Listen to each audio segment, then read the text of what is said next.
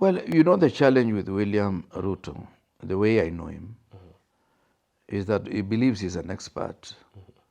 And the science he did at the Giromo and elsewhere, including research he did in my constituency, Cherangani, has made him believe that he's a scientist of the century. The truth of the matter is that we do not have capacity to do all these things. That's why the higher you go in terms of education hierarchy, the narrower that you become, so that you become a specialist in a narrow area of knowledge.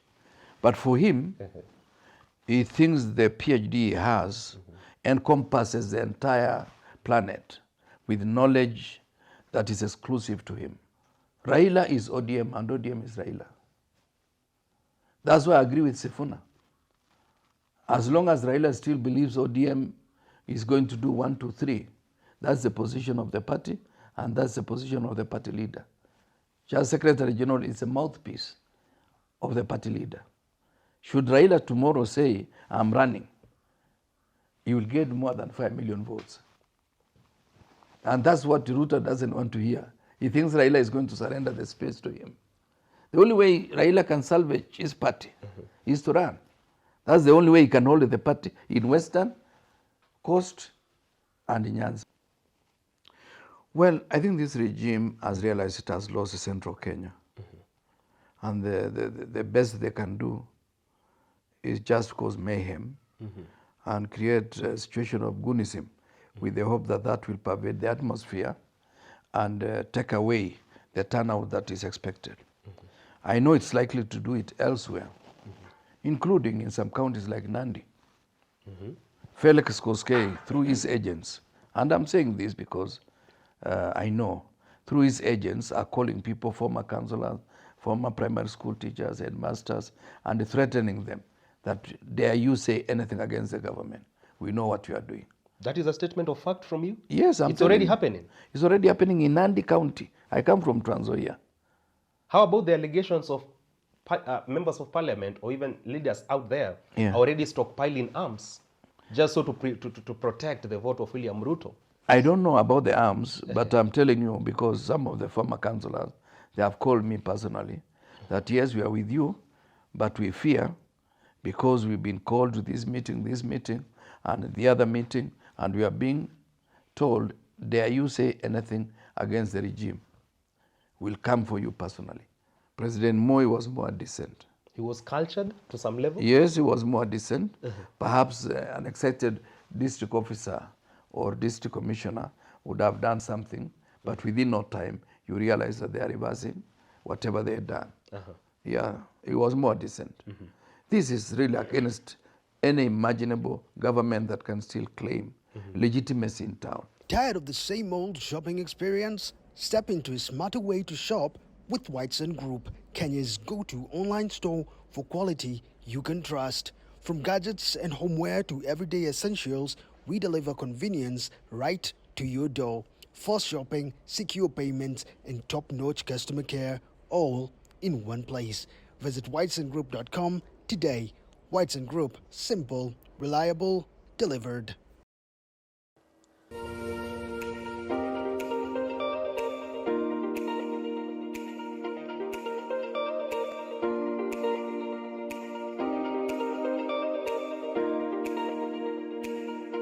Truly delighted to have you on Richard Mwenja exclusive.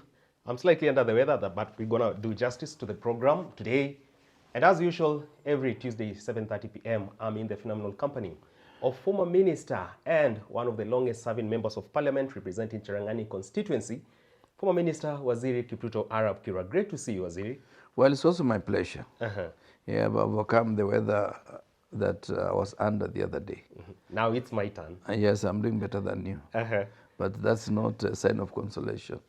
I wish you quick recovery. Thank you so much. Yeah. Waziri, I'm so delighted that you're here today at a time when so much is happening in this country, both within Kenya and outside the borders of Kenya. But first things first, let's talk about the future of the Kenyan child with regards to his or her education prospects. A few days ago, we saw National Treasury CS John Buddy actually speak into the issue of probably the government not being in a position to sustain free education. But thereafter, we saw Education CS Migo speak on behalf of the government and saying, we have the capacity, and dismiss whatever Mbadi said. This somewhat speaks to a disconnect in government communication when it comes to policy communications. What do you make of the issue around free education in Kenya and also the communication crisis within government? First of all, remember we've said one of the challenges of this regime is lack of effective communication. Because any decision at the level of the minister must have gone through some clearinghouse called the cabinet, so that you just don't make a statement out of the blues.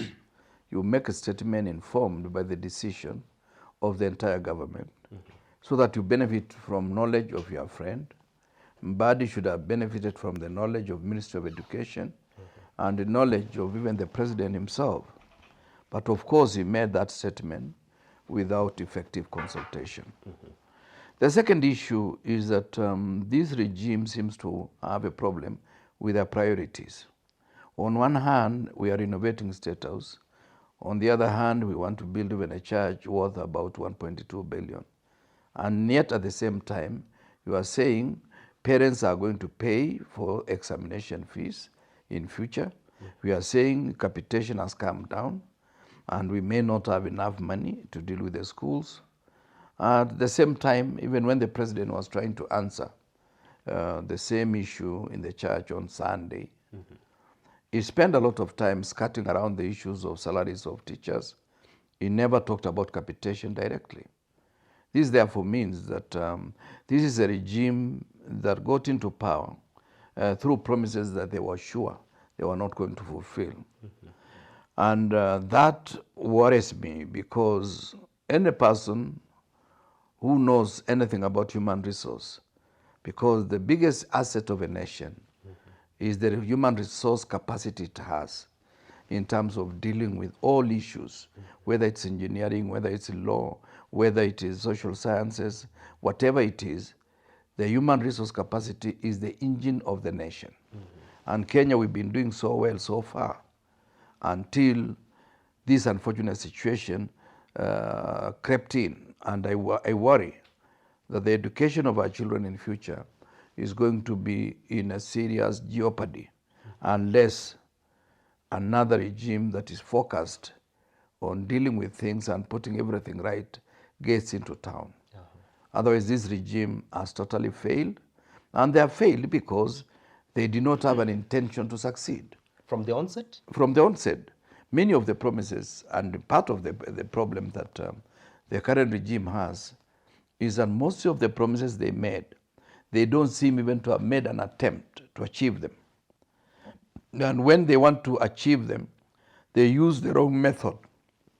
If they want to increase taxation or revenue coming from taxes, they use the wrong methods by almost forcing people to pay what they cannot afford. You know, the principle of taxation is very clear. At times when you lower taxes, you get more revenue raking into the coffers of the nation. But it doesn't mean that raising taxes does not necessarily move in tandem with raising the revenue or collectible revenue within the nation. We have enough examples in history. We have enough examples in the recent past. Go back to 1948. What the US did as a way of fighting depression was to pay people to dig holes and fill them, so that money moves into the hands of individuals. And because when you get disposable income, you are willing to spend, because now you've gone above the normal income levels that you've been dealing with. You spend that, and when you spend, you put that money back into the economy. You know, it is like a bloodstream. Human beings are known to have so many pints of blood. That is a closed system. You cannot expect to create more blood by just depleting the person who has that particular blood system. What you can do is to encourage him to be active, so that blood moves from the legs or to the head and to the rest of the body. Absolutely. That's the way revenue is done.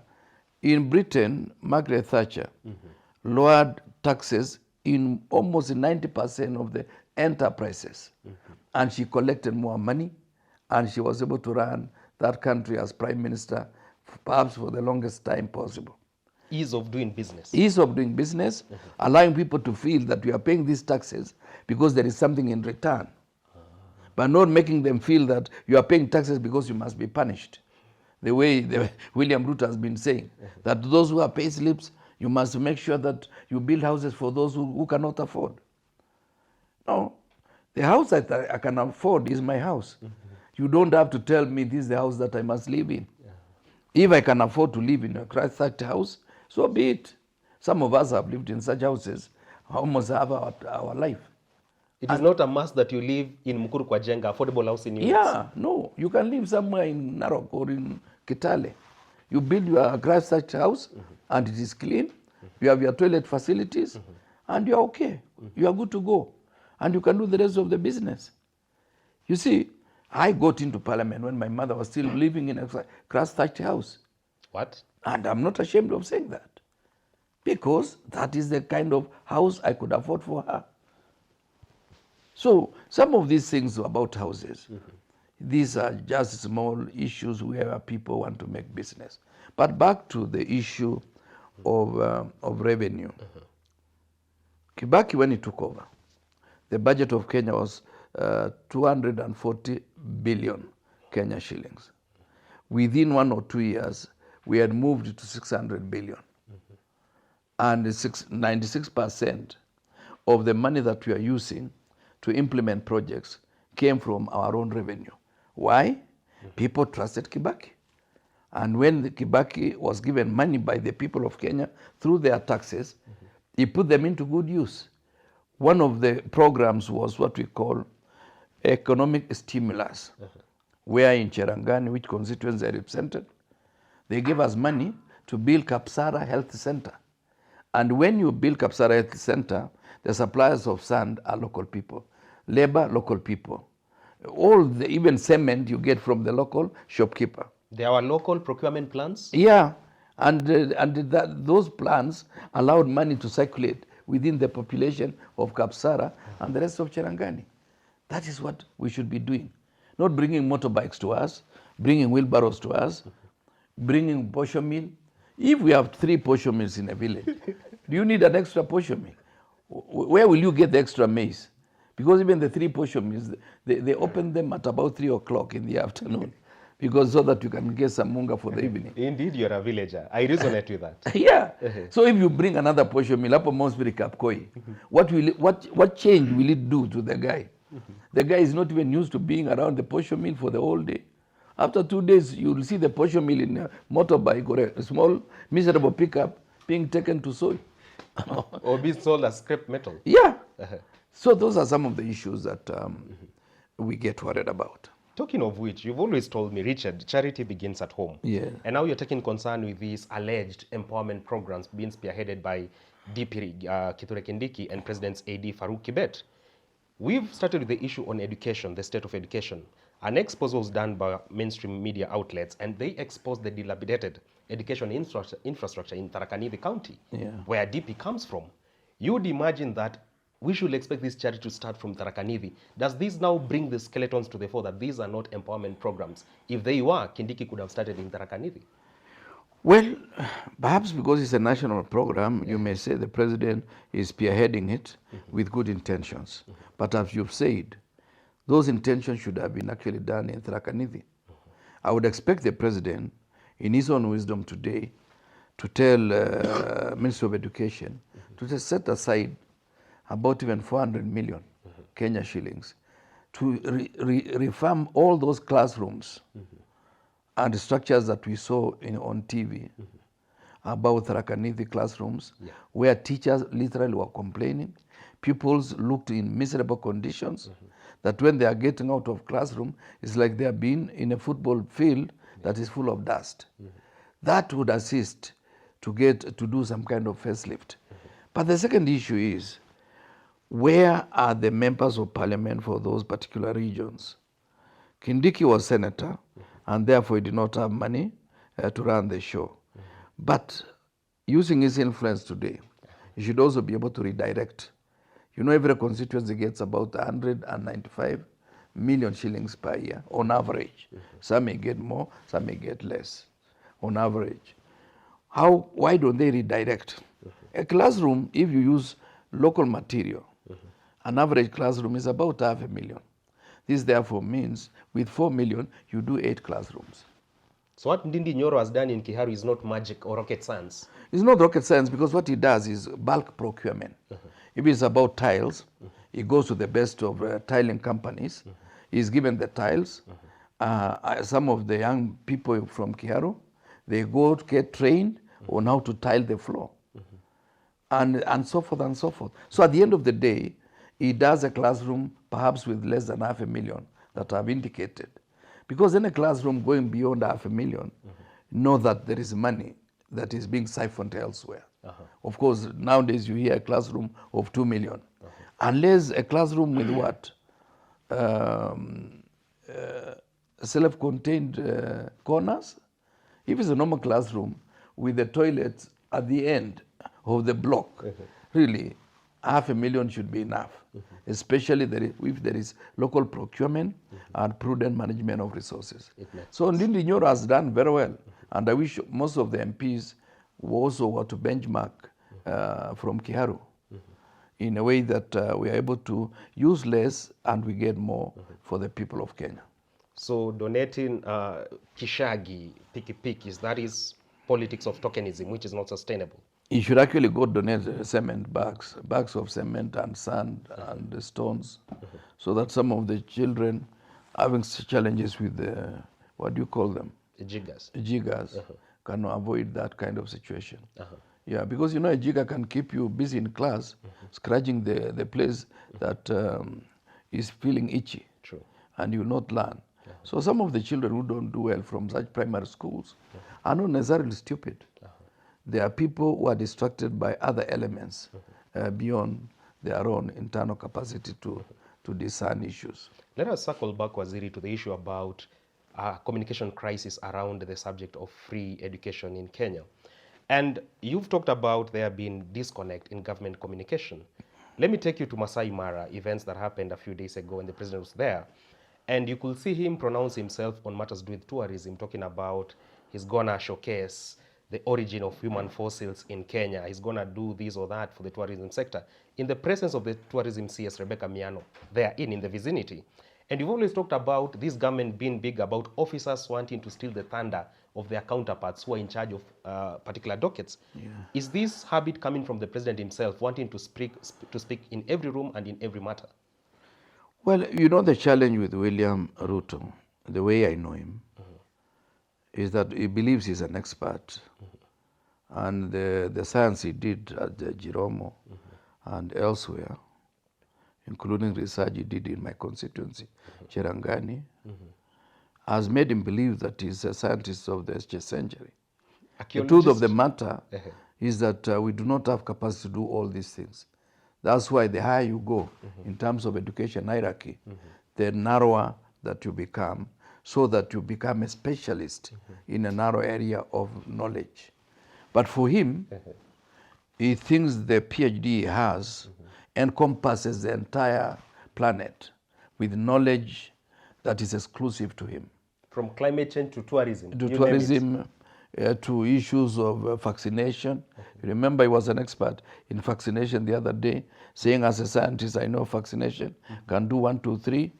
Information that he may get in the boardroom, being told by officers who are involved in issues of vaccination. So on the other hand, he can also be a geologist. Now at some stage now he's becoming a tourist expert and almost telling us some things that don't exist in Kenya. That Kenya is the source of humankind. I'm going to show you that. Well, there is still a lot of research. The last time I knew, I think there is a lady called Lucy in Ethiopia, who is said to be one of the oldest in terms of paleontology. So I don't know when he got this information about Olduvai Gorge. You know, these are issues done by the Likis. Richard Leakey. Yeah, some of those, the Likis, even Mary, I think there was also Mary the White. Yeah, true. Some of those issues, they were not truly really based on science, but say the way we know science. Some of it was based on some kind of information that people stumble into some body of knowledge, and because of the excitement, they create a myth. So at times it may not be totally scientific. It may be products of myths that have not been unraveled. Yep. Waziri, let's shift gears a bit and talk about the president's plan for the country. The president continues to say that my eyes are not fixed on re-election campaigns. My eyes are fixed on transforming Kenya in the balance of the time.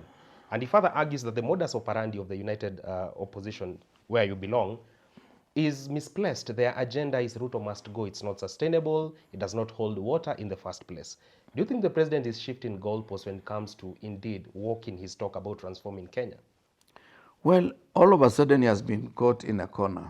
Remember, his history is replete with cases of trying to blame, to identify external enemy, blame all manner of things on that enemy, and make him look so bad. In the year 2007, they had the mantra 41 against 1. And that almost succeeded. And the results is what you've been told. What happened in a number of places, including Kiambaa in Uasin Gishu, where people were set alight in the church in Kiambaa. And the children who were trying to run away from the fire, they were returned to the fire and they died. That was the result of 41 against 1. And it was promoted by FM stations. Some of the individuals who were with him then are still hanging around him today in terms of social media. Joshua Rapsang is such an individual who I know has not realized that Kenya is just beyond one community. They are depicting Rigathi as a tribalist, while they themselves are the worst tribalists that I've ever known in Kenya. These are some of the issues that I would want to call on the president to realize that then, fast forward, they combined with President Uhuru Kenyatta. It was a referendum against the Hague. True. And the main culprit they were blaming was Raila. And 2013 election was won on that particular mantra. 2017, they still won. They wanted to bring the issue of Hague again, but it never took off. They still won, perhaps because of incumbency and other factors. Then immediately realized that he can no longer blame all things on Hague. He started blaming it on dynasties versus the hustlers. And it carried the day. And of course, he brought his program of bottom-up. The yellow fever. Yes, which program I thought he understood, but I've realized he did not know where the bottom starts and where the apex lies. The wheelbarrow is here to bring the much desired results. Why? The wheelbarrow was just a symbol of disorganization and cutting off some material that could be useful for other purposes. So then he moves ahead. He brings us now the issue after the dynasty. He brings the issue of blaming Raila in the run-up to the last election on issue of the burden of incumbency, that Raila, when he came in through the handshake, BBI. yeah, he made the situation impossible. And he was bringing BBI because he wanted to continue the dynasty. It worked for him. Today, he is cornered because one is the incumbent. You cannot blame incumbency on anybody else. You cannot even blame it on Raila because Raila has only donated 5 ministers, the 4 that you know, and Beatrice at school from Turkana. Today is the incumbent. You cannot blame it on anybody. Today is running against his own promises. This therefore means he will not tell us it is so and so who gave me the information about the promises I made. He made those promises himself. And as they say, social media never lies. Today, if you are to Google, you will see those promises, whatever he promised and whatever is happening now. So he finds himself in a catch-22. That's why he says we don't have a plan. Yeah. I just want to remind him, our plan is to get rid of him. That you are not offering solutions, much as you're saying Ruto must go. Our manifesto will be given to the people of Kenya, not to him. He has no business looking at our manifesto. And our manifesto is clear. Zero tolerance to corruption. Today we see the country is replete with corruption. Number 2, we will stop micromanagement of institutions. Number 3, we are going to stop issues of destroying institutions.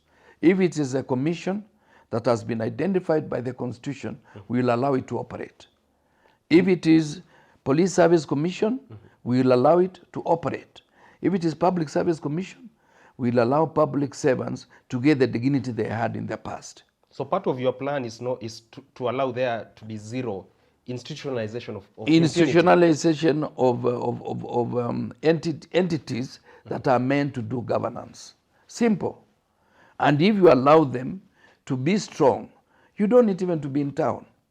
That is how Kibaki survived 10 years, because he allowed ministers to work, he allowed commissions to work, and if anti-corruption says you as minister, you've made a mistake, you go home.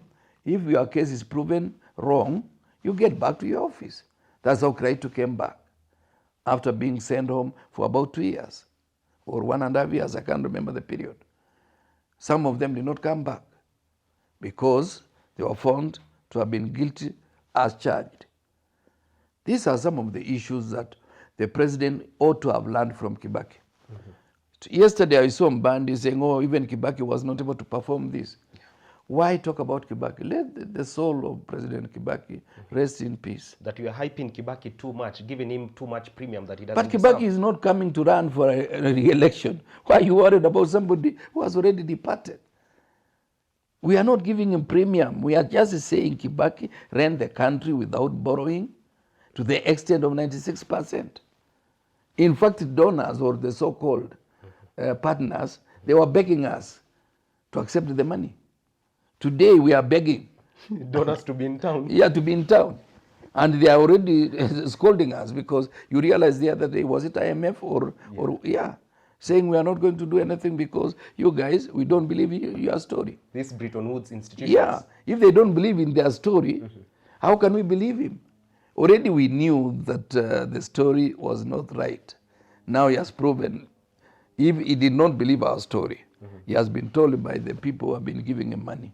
So now donors are treating us at arm's length. Arm's length because they don't trust this regime. They don't trust William Ruto. Because they know he's a habitual liar. William Ruto will tell you a story when he means the opposite. I've told you that. And I don't have to say more. I've told you that. And he knows that I've said that. Yeah. So, Waziri, we've talked about them accusing Rigathi Gachagua and the United Opposition to be big on tribal politics. And as we speak, Rigathi Gachagua is still in the US making his tours there.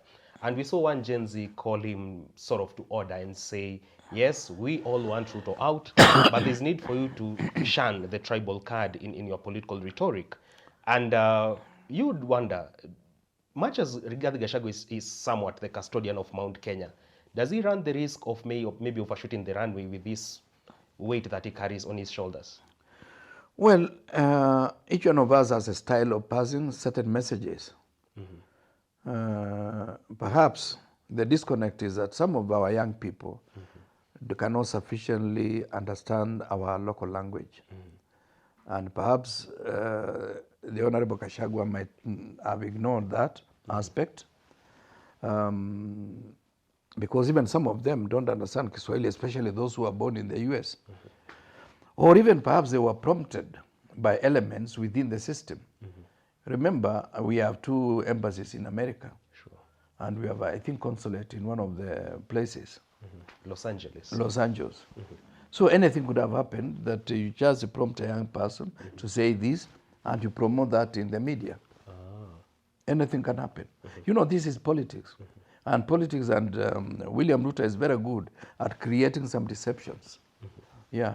You have a function at home, he sends somebody from the blues, he picks a story that does not depict the reality on the ground. Otherwise, Rigathi Gachagua's tour has been very good. It has been with a lot of success. So far, so good? So far, so good. And we expect, let us accept something, Richard. We are a nation of nationalities. We cannot pretend that we are monolithic in terms of this ethnic diversity.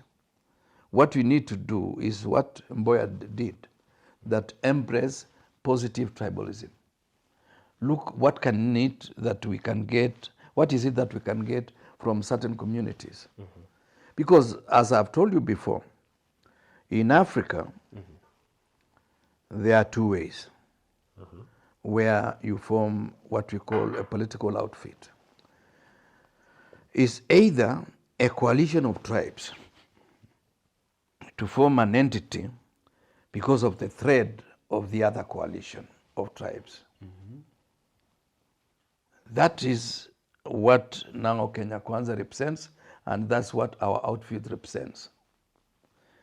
The other one is a party is grafted around individuals who seem to have the largest following from certain corners of the republic. That's why when instead of people saying Wiper, they say Kalonzo's party. Instead of people saying DCP, they say Wamunyoro's party. True. Instead of saying DPK, they say Eugene's party. We still got that connotation that the party is associated with an individual. Much as individuals are fleeting? Yeah, the individuals may be there, but you see, we've not institutionalized even political parties to the extent that we say DCP stands for this, DAPK stands for this, Wiper stands for this. We are still associating with Kalonzo. And today, take the biggest entity outside this arrangement called the ODM. ODM without Raila is likely to dissipate into so many fragments that you may not even be able to identify some of the faces. ODM without Raila is as dead as a Oh, dodo? is as dead as a dodo. Raila is ODM and ODM is Raila. That's why I agree with Sifuna. As long as Raila still believes ODM is going to do 1, 2, 3, that's the position of the party and that's the position of the party leader. Just Secretary General is a mouthpiece of the party leader. Should Raila tomorrow say, I'm running, he will get more than 5 million votes. And that's what Ruto doesn't want to hear. He thinks Raila is going to surrender the space to him. The only way Raila can salvage his party is to run. That's the only way he can hold the party in Western, Coast, and in Nyanza. If he doesn't, he dies a natural death. Yeah, the party dies a natural death, and he will not have the capacity to transfer his followers to William Ruto. Ruto may get by default some of his followers will be wondering where to go. But some of the ardent followers will move away from Ruto. Yeah, especially in Western Kenya. Yeah. In Western Kenya, I'm almost so sure that if Raila is not running, William Ruto has no chance of penetrating Western. They'll move to our side of the equation. Did Mas Barasa won't deliver the magic for him or Moses Wetangula? He may not even deliver himself to the position of governor. After the entry of Wanyonyi? Yeah, Tim Wanyonyi is going to be the next governor of Bungoma. He has a head start already. Unless he misadvises himself. Yeah. It's a done deal for Wetangula and no, Wanyonyi will not run in Wetangula's party. He's not been running in Fort Kenya here. He's been running in ODM. You cannot say Westlands has majority of ODM supporters. Many of them are Tim Wanyonyi's followers who believe he can deliver, but he realizes Nairobi is getting slippery because he's not sure of the ticket. Tim can steal the thunder of Wetangula when it comes to Bungoma vote basket. Yeah, because they know he's somebody who can deliver. Tim Wanyonyi can deliver. He has a track record at the constituency level, and as a leader, he's been very consistent. Yeah. Sifuna, of course, has been castigated by some people within ODM saying you are disrespecting Raila Odinga by bringing forth these damning revelations about ODM party, saying it is no longer founded on ideals, it's no longer believing in the cause for the better good of the people. And I want to understand, Waziri, where do you draw the line between disrespect and speaking truth to power when it comes to the direction of a political party? Well, I think Sifuna is a young man, but very gifted in many ways, even the gift of the gap. He does it very well. And Sifuna, remember, even when he controversially took over the office of Secretary General, I'm sure he took it with tacit approval of Raila. So when you hear Sifuna talk, Baba is not far from the corner. He could be saying what Baba would want to say, but is restrained by certain inconveniences that he has entered between himself and William Ruto. At the right time, Baba will bolt out of this arrangement. I'm telling you for free. And I've told you many things. When they happen, you forget that I told you. But there was a binding agreement, a 10-point agenda, a binding charter. That agenda was not even founded on serious principles. 8 of them are issues the current regime ought to implement because it is part of Article 10 of the Constitution. If it's about diversity, if it's about inclusivity, those are things that any regime should not be told. Can only be reminded that you ought to be doing 1, 2, 3. But it cannot be said those were principles that were grafted from outer space. Those are issues that they were just regurgitating what the Constitution does, what the laws of the country do, and what ought to be done by an administration in town. Yeah. But Waziri will agree with me that numbers do count when it comes to realignments or alignments within a political party. Yes. And now that we are seeing some people who are in the inner sanctum of Raila Odinga within ODM take concern with Sifuna, don't you think these people could scheme for his ouster, not just from the position, but even maybe from the party? Well, for now, Sifuna has a stronger position than any of those characters. And you've seen it is resonating with Professor Nyang' Nyong'o, is resonating with Governor James Orengo, and Raila himself has twice said, when you hear Sifuna, he's speaking on my behalf. And if you are bitter with Sifuna, also give you a counter statement. The only time he said something, he said Sifuna, but also don't feel so bitter. Yeah, try to calm down. Calm down. That's how a father can tell a son. And I think their relationship is the best. So Junet Mohammed is not enough blow to Sifuna, or even now Luya elders like Francis Atwoli. You know, when you put Francis Atwoli and Sifuna in one sentence, I get worried. They don't go in the same sentence? No, they should. They shouldn't. Yeah. Bring somebody else. The same sentence, Babu Owino with Sifuna, I can have them in one sentence. But Sifuna and Atwoli, Junet Mohammed is just a businessman. And any Dukawala can sell any merchandise, including used clothes and old shoes. Political merchant? Yeah, he's a political merchant. What else is he? At the expense of a party's future, or even the future of their supporters? For him, the future is in his own arrangement. What will stop him from coming to Nairobi and running in Kamukunji and saying that place is no longer tenable? Because Luos have discovered that he was not one of them. So if Baba is out of town today, there will be many political funerals within ODM. And many political orphans. There will be so many political orphans. Will Junet be one of them? He's likely to be the first one. Just like Ishungwa will be in the case of Ruto, as you've always argued. Oh, I think Ishungwa will go home with Ruto at the same time. So they'll meet somewhere. Yeah. It makes sense. And agree. Yeah. Let's circle back, and we were discussing about the United Opposition's strategy this far with regards to taking government after the election of 2027. And over the weekend, we saw Gachagua allies being met with bullets, and of course their cars vandalized. They have taken their report to IPO and said these were the police in cahoots with hired goons to block us and also to sort of compromise our rally in Murang'a. And they were just coming out of a church service. And you'd wonder, much as we've been speaking about political intolerance, should it get to this level whereby members of parliament or even elected leaders are escaping death by just a whisker? We saw bullets being fired to the cars that were carrying people like Senator Methu, Jamle Kamau, Ndegwa Njiru, the lawyer. Just how much does this stink from your end? Well, I think this regime has realized it has lost central Kenya. And the best they can do is just cause mayhem and create a situation of goonism with the hope that that will pervade the atmosphere and take away the turnout that is expected. I know it's likely to do it elsewhere, including in some counties like Nandi. Felix Koskei, through his agents, and I'm saying this because I know, through his agents are calling people, former councillors, former primary school teachers, headmasters, and threatening them that dare you say anything against the government. We know what you are doing. That is a statement of fact from you? Yes, It's already happening. It's already happening in Nandi County. I come from Trans Nzoia. How about the allegations of members of parliament or even leaders out there already stockpiling arms just so to protect the vote of William Ruto?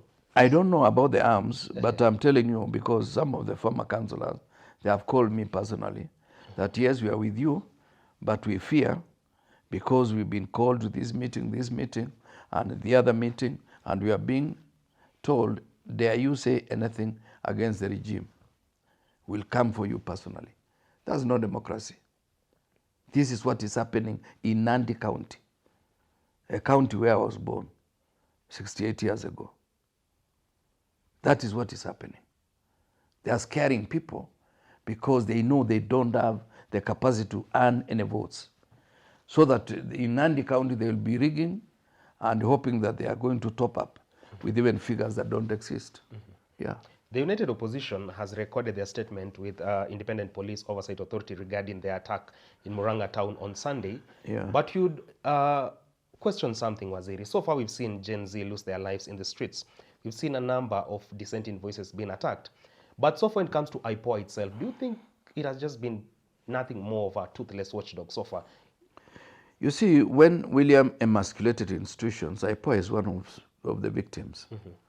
Because IPOA ought to be independent. Actually, the name IPOA, it starts with independent, whatever. Police Oversight Authority. Yes. But it's not independent.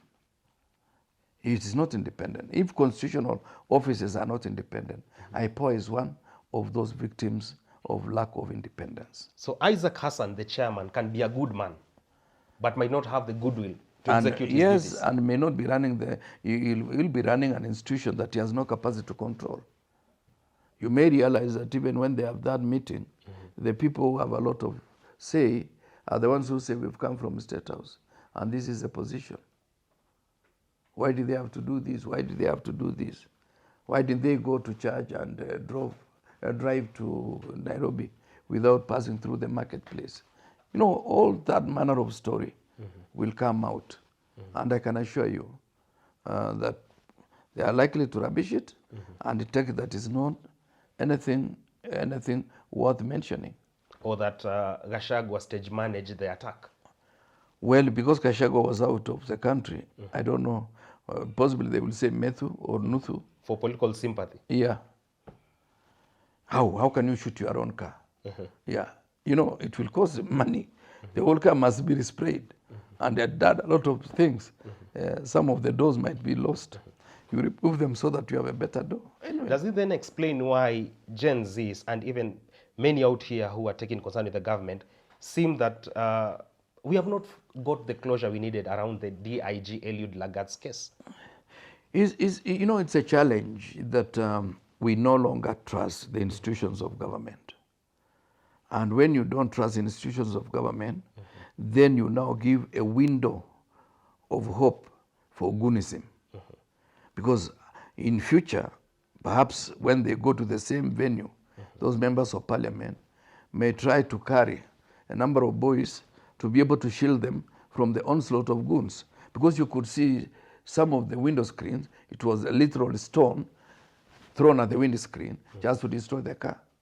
It may not even be to harm the guy inside, but just to destroy and make it impossible for somebody to get out of that place feeling pretty happy.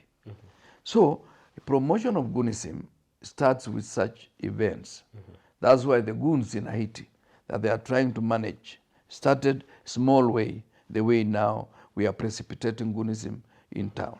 Was this the modus operandi of President Moi, whom you served under for many years when it comes to now dealing with his opponents in the political arena? President Moi was more decent. Yeah, that I can say, and without fear of contradiction. Of course, at times police could come, throw tear gas. They did to me so for several times in my own constituency at the time. But it never went to the level that it is going today. President Moi was more decent. He was cultured to some level? Yes, he was more decent. Perhaps an excited district officer or district commissioner would have done something, but within no time, you realize that they are reversing whatever they had done. Yeah, he was more decent. This is really against any imaginable government that can still claim legitimacy in town. Yeah. Second last Waziri. Now, Kalonzo Musyoka, Wiper Democratic Front leader, has made open revelations that emissaries have been sent from Kenya Kwanza government to try to court him and woo him to join Ruto's government. And you'd wonder, I mean, for Kalonzo Musyoka, is this the right chance for him to redeem himself and sort of shed that tag that has heavily weighed on him for a while now, that of you've been labeled as a political chameleon. Now this is your chance to prove yourself that you're not a chameleon. Well, in the first place, I would not even want him to prove a point. I would want him to stay the course. I've known him. I've known him for quite some time. I've known him since I joined Parliament in 1989. By the time we interacted better is 2002 in the run-up to the general election. And anything you agree with him, in principle, is not the first one to renege. I remember even 2017, I went to him with one lecturer of mine who taught me international law called Rodney Ogendo. And by then I was the deputy party leader of ANC, the party fronted by Mudavadi. So Rodney is a friend of Kalonzo, or was a friend of Kalonzo at that time. And by then, Kalonzo was closely working with Wetangula. So when we went to see him at his house, we agreed that Musalia can come on board. I remember him saying, yes, I don't mind Musalia agreeing to work with us, but I cannot betray my friend Weta. That was Kalonzo for you? Yes, so I realized now this is a good story. So I made it possible. The two of them met at my house, Musalia Mudavadi and Kalonzo Musyoka, and they agreed, and we built that kind of rapprochement more. By the time Raila realized that now Kalonzo was in consultation with Musalia, he took away Wetangula, and he created a stalemate, 2 against 2. And that's when I went to bring Isaac Ruto. From Chepalungu? From Chepalungu. I remember we flew one morning with Musalia Mudavadi, so that we create a break to the tie. The rest is history. Let me not disclose everything. You should put it in your book. Well, if you assist me, write it. Otherwise, I know Kalonzo is more forthright than some of the guys in town. He has nothing to prove. He has nothing to prove. He stood his ground so far. He has stood his ground so far. He's gone through a lot of tribulations, And some of betrayals? which are personal, and I will not want to dare say that.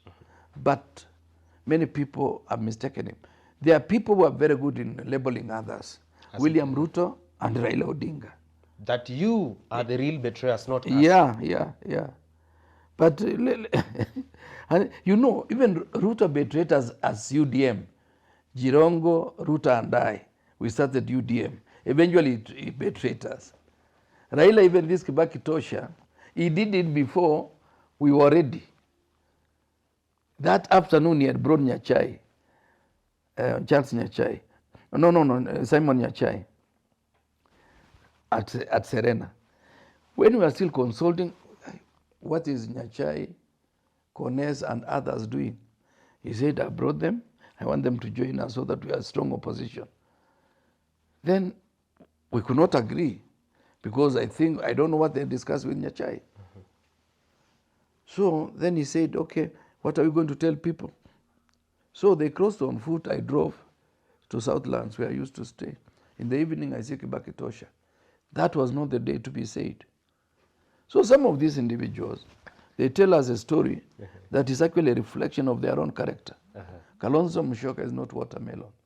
Other people are. We need to give him his flowers today. Yes. Finally, Waziri, the IEBC has acknowledged that they are in receipt of petitions to recall a number of elected leaders in this country. And one of those leaders is Nairobi Women Rep Esther Passaris.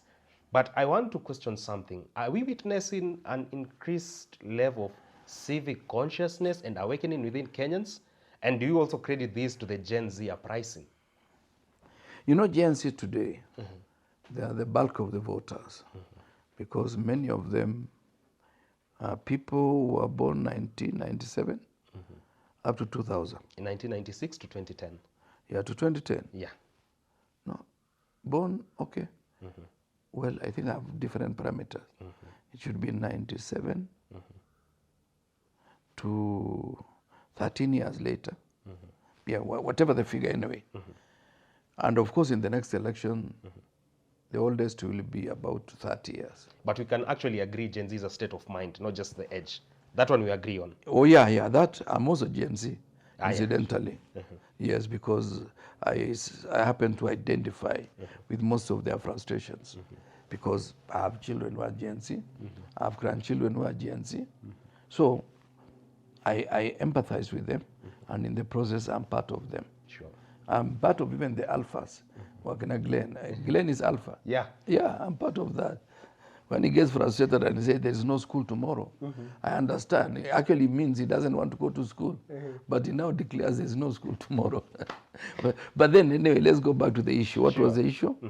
We're talking about the civic awareness. And Civic awareness is very useful because we have a robust constitution which gives a lot of opportunity for the people to get involved in their issues of governance, akin to the original democratic principles that were envisaged in Greece when they were talking of direct representation in parliament, before now the system that we know today took place.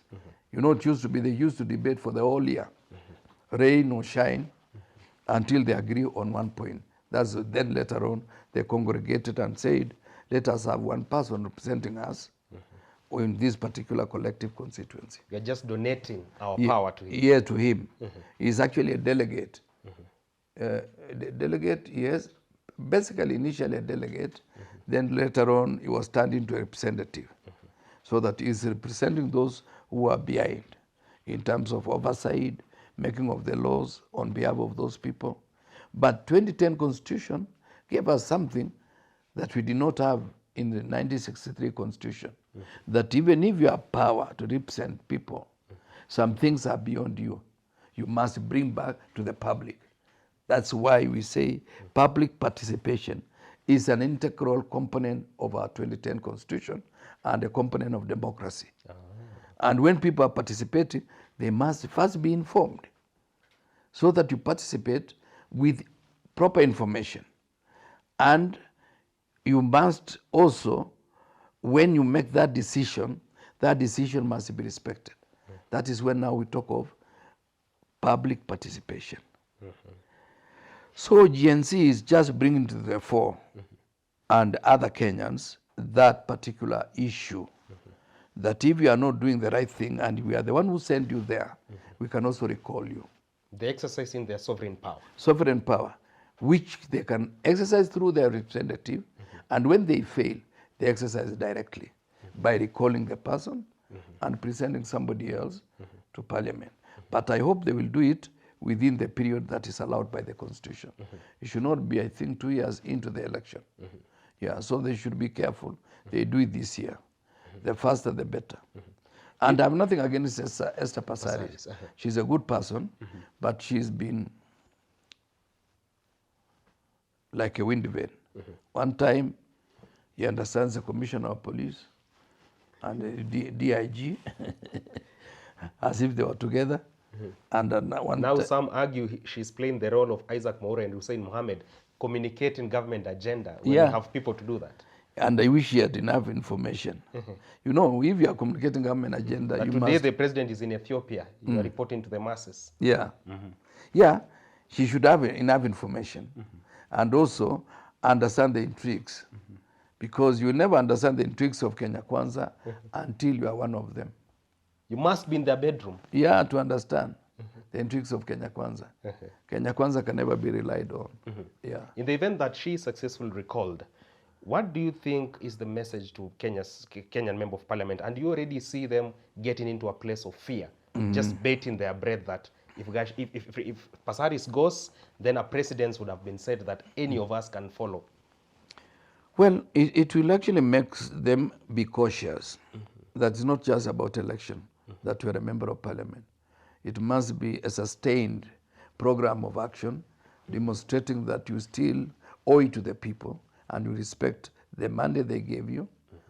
Even those of us who are no longer members of parliament, I always respect and appreciate the people of Cherangani. Gave me uninterrupted 4 terms. 20 years? 20 years. Back to back? Back to back. I thank God for that. And it's not easy. You see, after that, nobody has gone twice.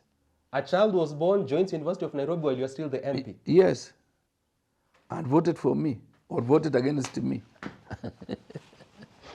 Well, there you have it. That point by Waziri Kipchumba Rapkira takes us to the wrap of our conversation today, discussing a plethora of issues in the world of politics and governance and also public policy at large. You've had it time now for us to cross over to this very insightful segment that extends a debt of gratitude to people who've made tremendous and phenomenal impact, not just in Kenya, but across the world. And we hope that there is so much we can learn from them. Time now for our Heroes Corner segment. Who is our hero today, Waziri?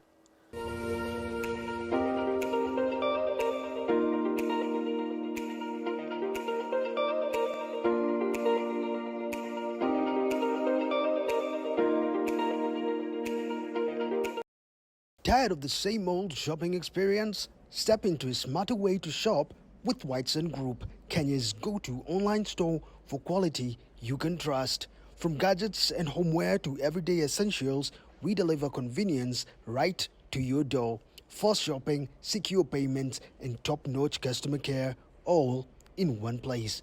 Visit whitsungroup.com today. Whitsun Group, simple, reliable, delivered. Our hero is one of my constituents. From Cherangani? From Cherangani, born 1966. And brought up in Trans Nzoia. Came to Starehe Boys Center as a student. Then he joined the University of Virginia and was able to run in the Summer Olympics of 1988.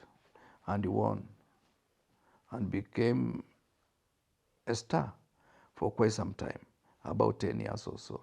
Born in Cherangani, Yes. goes to Starehe, Yeah. University of Virginia. Yes. This must have been a collection of both brain and talent. Yeah, brain and talent, and coming from a very disadvantaged background. You know, the people of the Turkana community in my constituency or my former constituency, most of them were landless. And this therefore means this is somebody whose parents did not have land. They were squatters? Yes, but because they were bright, he was bright, he managed to go to Starehe Boys Center. Is he still in town? He's still in town. He's now in Texas as a coach for some teams in America. The man is Paul Ereng. Paul Ereng. Yeah, Paul Ereng. Did you get to interact with him at some point? Oh, he was my constituent and a very humble person. Yeah, tall, elegant, and very athletic, but with full of humility. That's why when I was driving here this morning, I remembered. I said, Paul Ereng must occupy this space. And I wish him well wherever he is in Texas. Yeah, and when he comes to town, he would wish if it's your studio. Yeah. If I get his contact, I will tell him to come here and tell you the story himself. Yeah, you'll realize it's a very deep story. And a humble athlete at it. Yeah, humble athlete. And you know, let me tell you, I really still want to extend my gratitude to the community, the Turkana community in Cherangani. They stood with me And we managed to assist some of them because even after the farms were bought by Africans, they still remained squatters in our midst. And there are many parents who assisted. I remember Mzee Ngunyi of Kapsara assisting a boy called Peter, who was in Kenyatta University. So I used to assist him until he completed Kenyatta University. The other day I met the mother and she was so happy to see me. He said, unajua kijana yangu amejenga nyumba ya mawe. You know, this is somebody who is a squatter in somebody's compound. The son is able to... Hakusema amemjengea, kijana yake ana nyumba ya mawe. You know, some of these things, they touch me because it tells you a child, regardless of the background, can be anything. And that's why I would have actually wanted William to be more humble than he is. Because he comes from also a background that would have been said to be a true hustler. But he has refused. He's become a dynasty and a dictator. Florence Jematia, Baringo Women Rep, argues free primary education does not produce quality students. Jematia, I like her. She's a good girl. But I don't know whether she said or she's been fixed a lot. There are many things that I've seen in the space that she has not said, but I wish she knew. I'm a trained teacher. I know better than Jematia. Yeah, but... Do not despise humble beginnings. Yeah, don't. Humble beginnings mean a lot if somebody understands that. Remember, our first presidents came from humble beginnings, including Jomo Kenyatta himself, Mwai Kibaki, Mzee Moi. Those who can be said to have had some background of some kind of presence of wealth, could be Uhuru is the only one. Otherwise, all other presidents come from humble beginning. Yeah. You're not the first one to sell chickens to rise to where you are. Then he used to be a meter reader here, Jomo Kenyatta, and he was staying down the road. Yeah, with the first wife, Wow. Was it Wow? Yes. Yeah, he was staying down the road. But at times he could, around Dennis Sprit, he disappears for 2 days. So yours is not an exclusive case? No, it's not. I thank God. Yeah. Well, there you have it. Until you get to do this again next week, Tuesday, 7:30 p.m. Do enjoy the rest of your viewing. Waziri, thank you so much for your plenty of wisdom. Asante, it's my pleasure. All the time. I think I'm writing a book. If I will be too lazy, complete it for me. As long as you reserve a footnote for me in your book. I would say there lived a fellow. Just a fellow? Who came from Mosbridge. After all this struggle on air with Nerima Wako and a few others? Yeah, I wrote my book, disappeared into oblivion, only to discover that he was in Texas looking for a rain. Do enjoy the rest of your viewing. Asante, thank you.